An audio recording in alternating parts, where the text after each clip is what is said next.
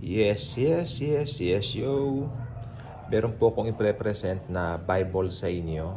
Taglish po siya, ang Bible, Pinoy version.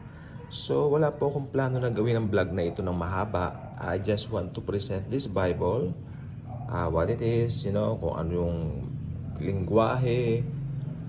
Then, syempre, kasama po rito yung tanong ko. Right after mapanood nyo po ito ng buo, kayo po ay mag-comment sang-ayon ba kayo sa ganitong translation. So, tingnan po natin, no? Kung makikita po ninyo, talagang tahasan po yung kanyang pagiging Taglish. Paano basahin ang Bible? Then over here, mga tulong mula sa Bible. In order for us to understand, after 3 days, may nagsabi kay Laban na umalis na si Jacob. Yan, ibig sabihin mga ganyan. Talagang Taglish siya. Let's move over here. Yung mga titles, mga headings, ang offering tuwing piyesta ng harvest. So talagang nakataglish po siya, no? Pero if you notice the drawings, ito po yung mga drawings pa dun sa Magandang Balita Biblia o Good News Bible na usually nakikita natin dati pa, no? Actually may colored po kung ganito, no? Bible. So, Deuteronomy. Yan, tingnan po natin. Yan po ako nakita rito. Siguro yung sa here. Let's, para masampulan po kayo, ano ba yung Noong ika-18 na taon ng paghahari ni King Jehoshaphat ng Huda, naging hari ng Israel si Joram, na anak ni Ahab. 12 years siyang namuno sa Samaria. See? Talagang taglish po siya. Let's, ano kasing tawag dito? Try, Psalm. Ito, Psalm. In fact, yung nilagay nila, tignan po ninyo, Psalm. Hindi ba dapat awit yan? So, Taglish po talaga siya. Tignan mo to ha. Ang mangyayari sa mabuti at sa masama. Sinulat ni David. 37. Huwag kang ma-stress dahil sa mga masama. Huwag kang mainggit sa mali ang ginagawa.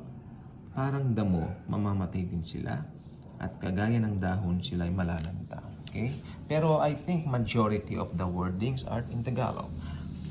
Kabutihan ng Diyos. Lord, tingnan nyo. Dapat Panginoon, di ba? Pero okay lang po yan sa akin. Okay po. Lord, abot sa langit ang pag-ibig mong wagas. Lampas pa sa mga ulap ang pagiging tapat mo. Ang pagiging matuwid mo, kasing taas ng bundok. At ang pagiging patas mo, kasing lalim ng dagat. Lord, tao man o hayop, lahat inaalagaan mo. Kitang-kita po natin ang look at this. Especially Psalm. Ayan. Isaiah. Tingnan natin yung Isaiah. Let's see.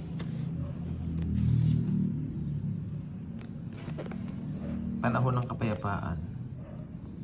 Pero mawawala na ang dilim sa mga matagal nang naghihirap. Dati nilagay niya sa kahihiyan ang lupain ng Sebulun at lupain ng Naphtali. Sa future, mabibigyan parangal ang mga parehong ito, ang mga parting ito. Ibig sabihin,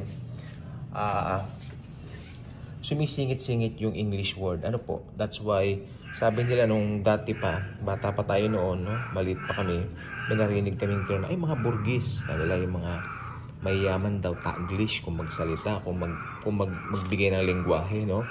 Tagalog na hinahaluan ng mga Taglish. Taglish. Hinahaluan ng Tagalog at English. Parang yung mga kanta rin ng araw.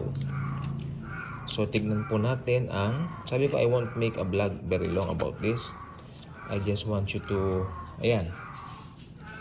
Sabi din title pa lang ang vision tungkol sa lumilipad na scroll. Tumingala ulit ako tapos nakita ko ang isang lumilipad na scroll. Tinanong ako ng anghel. Anong angel ang sinabi, Anong nakikita mo? Sumagot ako, isang lumilipad na scroll. po na may habang 9 meters at lapad na halos 5 meters. So, it's a combination talaga ng English at Tagalog. Kaya nakalagay New Testament, ang araw ni Lord na ito ang sinabi ni Lord na makapangyarihan sa lahat. Dumarating na ang araw ng paghuhukom. Sa araw na yun, ang mga mayayabang at mga masama ay mga masasama ay susunugin na sa napakainit na pugon hanggang maging abo na lang sila. Wow. It's true dahil Word of God nagsabi niya. Ayan, tingnan nyo. Introduction sa New Testament. So as you can see, talaga po. Let's see some New Testament verses. Let's try to read some. Siyempre, yan po. Humingi, maghanap at kumatok. Sabi din humingi kayo at bibigyan kayo. Maghanap kayo at makakahanap kayo. Kumatok kayo at pagbubuksan kayo. Dahil makakatanggap ang bawat humihingi, makakahanap ang naghahanap, at pagbubuksan at bawat kumakatok. Tagalog lahat Sino ba sa inyo ang magbibigay ng bato pag humihingi ng tinapay ang anak nyo? Meron ba sa inyo magbibigay ng ahas sa anak nyo pag humihingi siya ng isda? Kung kayo nga ng masasamang marunong, Tagalog naman lahat ito. Diba? Gawin nyo sa iba ang gusto nyong gawin nila sa inyo. Ito ang kahulugan ng law ni Moses at ng teachings ng mga prophets. So, doon lang lumabas doon yung Ingles, no?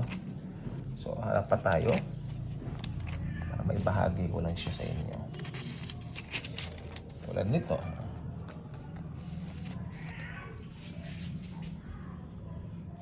Si Jesus sa harap ni Pilate. Tumayo ang council at dinala nila si Jesus kay Pilate. Inakusahan nila si Jesus na huli namin ang taong ito na ginugulo ang mga kababayan namin at sinasabi niyang huwag silang magbayad ng tax sa emperor. Siya daw ang Christ, isang hari. Yan. Look at the translation. Ito. Tatay, pinagkakatiwala ko sa inyo ang espiritu ko. So they translated yung ama, tatay. So here, wala siya dito, binuhay siya ulit. Actually, nabuhay siya ulit with his own power. Okay? Habang binibless niya sila. Ang buhay ni Jesus Christ sa kwento ni John. So, ang tanong ko, what do you think? Ang wedding sa Cana? So, ayan. Punta po tayo sa Romans. Romans 8:1 syempre tayo. Dahil wala nang condemnation. Look at that. Buhay sa Espiritu. Kaya nga hindi na pwedeng hatulan ngayon ang mga nakipag-isa na kay Christ Jesus. Kasi ang batas ng Espiritu na nagbibigay sa atin ng buhay dahil sa pakikiisa natin kay Christ Jesus. Ayan. Ang nagpalaya sa akin sa kapangyarihan ng kasalanan at kamatayan. Taglis talaga siya. Pero maganda siya. Okay, so ayan. Tingnan natin yung iba yan. Ang revelation kay John. Bigay ko lang naman yung sample